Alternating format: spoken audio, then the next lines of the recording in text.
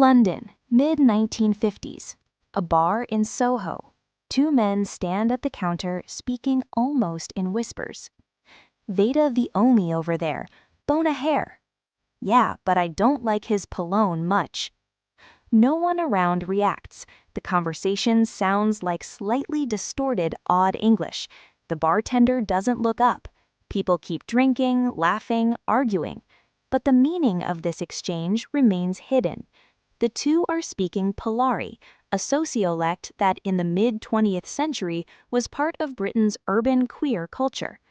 Polari cannot be called a language in the strict sense. It has no standardized grammar, it isn't codified or institutionalized. Still, it was a stable system of speech practices with its own patterns and social functions. With a lexicon made up mainly of nouns, largely referring to people, body parts, clothing, and everyday objects, verbs, many related to sex, social interaction, or performance, and evaluative adjectives, it was perfect for gossiping about people while they were present. Babel, the language magazine, writes, Polari emerged at the intersection of different worlds, maritime life, theater, circus, and street trade.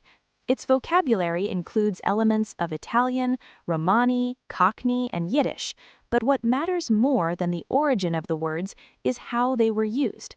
Polari allowed people to talk about bodies, desire, danger, and the people around them without naming them directly. It wasn't just a substitution of words, but a way of creating an alternative layer of meaning, accessible only to those who knew how to read it. For example, the dialogue at the beginning translates as, "Look at the man over there, great hair. Yeah, but I don't like his wife much." In this sense, polari can be described through the concept of an anti-language proposed by M.A.K. Halliday. An anti-language emerges in marginalized communities, that is, those pushed to the edges of society, having lost their previous social status, values, and connections, not fully adopting new norms, and existing between different cultures or social layers, as a tool of solidarity, a way to make speech understandable to insiders and obscure to outsiders. At a time when homosexuality was a criminal offense in the UK, up until 1967, such linguistic practice was not a cultural quirk, but a social necessity. Even today, echoes of polari can still be heard.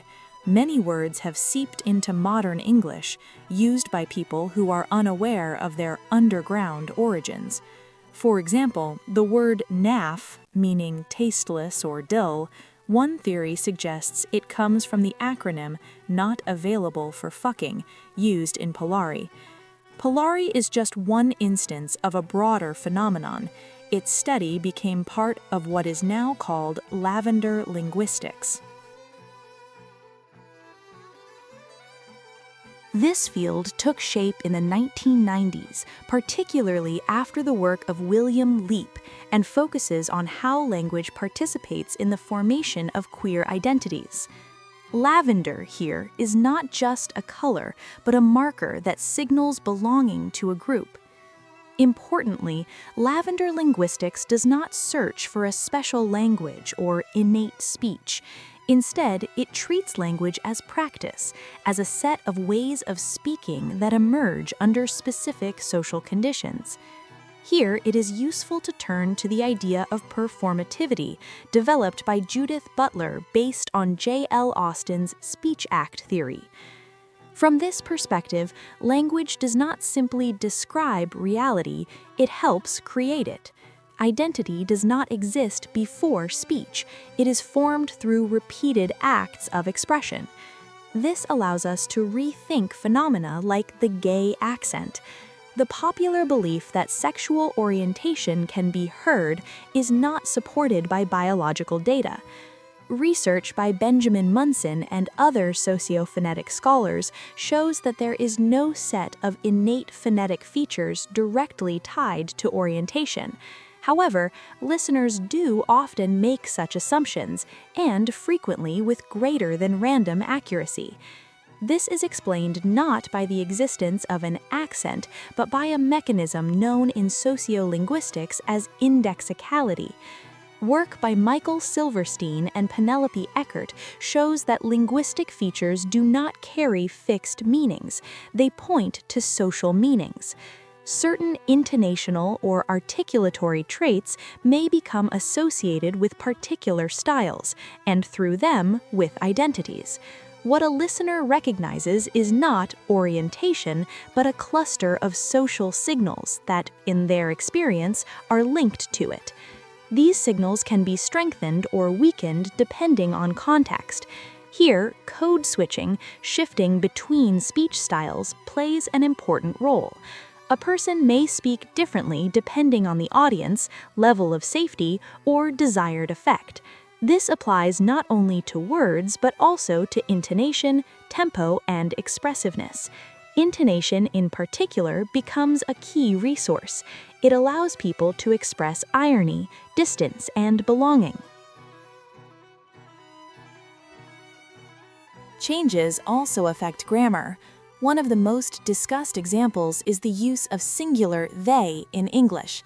Contrary to popular belief, this is not a modern innovation.